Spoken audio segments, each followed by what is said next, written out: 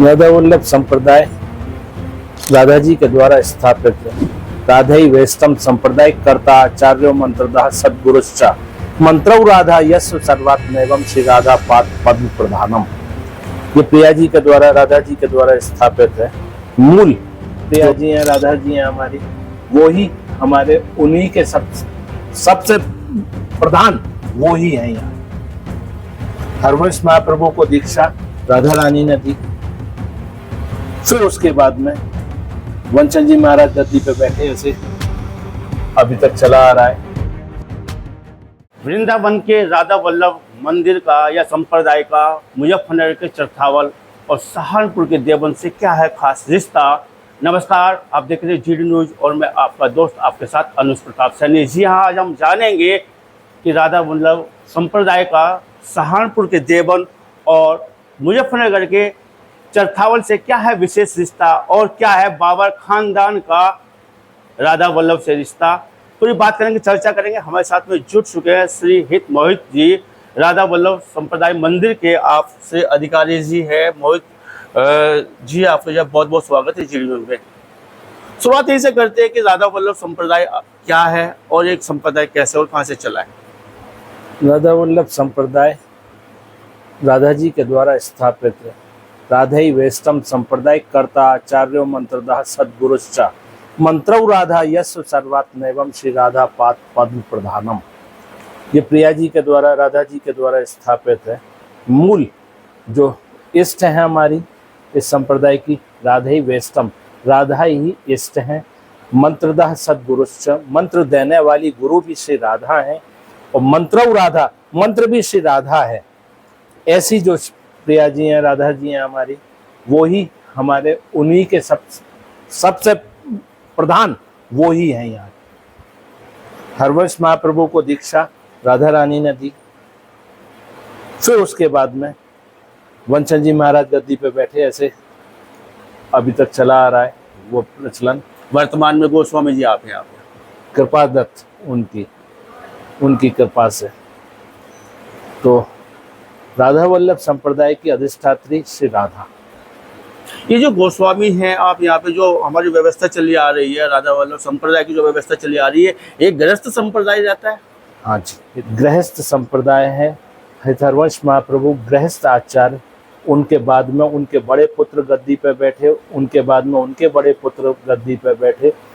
इस तरह से हम 18वीं पीढ़ी में हैं हरवंश महाप्रभु की, और उस गद्दी पे उन्हीं की कृपा से, लायक तो नहीं है लेकिन उन्हीं की कृपा से उन्होंने बैठाया है। सर्वस्व आपने साथ में लगा हुआ है श्री जी की सेवा में। ये वो तो धर्म है, वो तो कर्तव्य है, वो तो अपना कर्तव्य है। बाबर से क्या खास रिश्ता है, हिमालय से क्या खास रिश्ता है राधा वल्लभ संप्रदाय का या इस मंदिर का? कोई ऐसा नहीं है। हुमायूं के समय में हरवंश महाप्रभु के पिता मनसबदार थे 40,000 के। उस समय देवबंद में निवास था उनका, इतना सही संबंध है। उसके बाद में वो संबंध भी खत्म। देवबंद में अभी भी क्या इसके संप्रदाय के राधा वल्लभ संप्रदाय मंदिर है? कुआ में गया हूँ, वहाँ पे एक मूर्ति। हरवंश महाप्रभु ने बाल काल में वहाँ पे राधा नवरंगी लाल जी प्रकट किए, जो आज वहाँ विराजमान है। आपका संप्रदाय है, आप जाते हैं? जाते हैं, हमारी जगह है तो क्यों नहीं जाएंगे। साथ में किस्सा जुड़ जाता है, कहानी जुड़ जाती है चरथावल से भी। मुजफ्फरनगर के चरथावल क्षेत्र है, भगवान शिव को लेके कथा बन जाती है। वो किस तरह कथा है, क्या कथा है? आत्मदेव करके ब्राह्मण थे चरथावल के, उन्होंने शंकर, उन्हीं के यहाँ कई समय, बहुत समय तक सेवा होती रही। हरवंश महाप्रभु जब वृंदावन के लिए आए तो राधा जी ने दर्शन दे के आज्ञा दी है कि हमारा श्री विग्रह यहाँ है, हमें लेके वृंदावन चलो। तो वहाँ से चरथावल से राधा वल्लभ लाल को यहाँ लेके आए हरवंश महाप्रभु। तो वहाँ पे भी आना जाना रहता है। एक वो मैं आपकी एक देख रहा था, एक न्यूज़ देख रहा था, एक क्लिप देख रहा था कि जब भूतों वाला मंदिर आज भी वहाँ पे स्थापित है और वहाँ पे विग्रह रूप मंदिर तो नहीं है, वहाँ पे खंडर है केवल आज की तारीख में। तो उस खंडर के अंदर दो इंटर कॉलेज है, एक डिग्री कॉलेज है। इतना बड़ा विशाल मंदिर है वो, उसका प्रांगण जो सुनने में आता है। हम गए नहीं है कभी, मन है जाने का।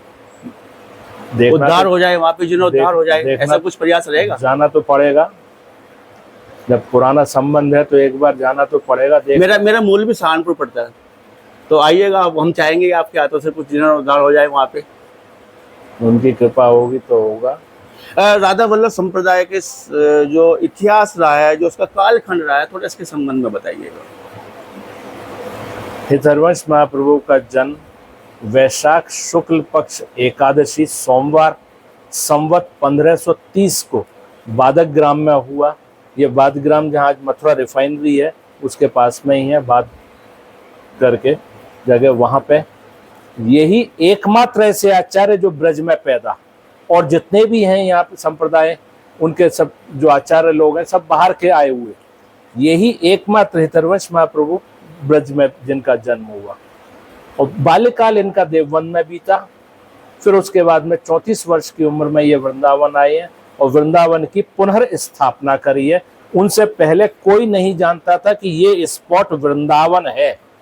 केवल भागवत में, पुराणों में वर्णन था। कोई मानव इस वृंदावन में प्रवेश नहीं कर सकता था। सघन वन था, सूर्य की किरण जमीन का स्पर्श नहीं करती थी, ऐसा सघन वन था। और जंगली जानवर थे, और यमुना काफी विशाल थी। पहले जो साधन था यात्रा का या सामान ढोने का, वो यमुना के माध्यम से एक शहर से दूसरे शहर जाता था, नदियों के माध्यम से। रोड नहीं होती थी पहले, नदियां साधन होती थी आवागमन का।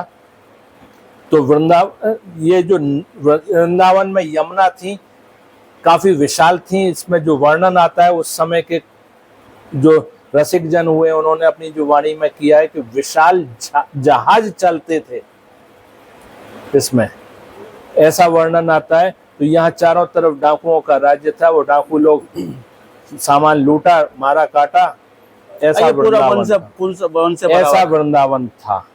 जब हितरवंश महाप्रभु राधा वल्लभ लाल को लेके आए हैं, मदन टेर ऊंची ठौर पर जब विराजमान किया है, उसके बाद में धीरे धीरे लोगों का यहाँ आना शुरू हुआ है। शुरुआत यही से की गई है। संदेश क्या देता है राधा वल्लभ राधा वल्लभ संप्रदाय? केवल एक ही बात है, विशुद्ध प्रेम। इसके अलावा कोई चर्चा ही नहीं है।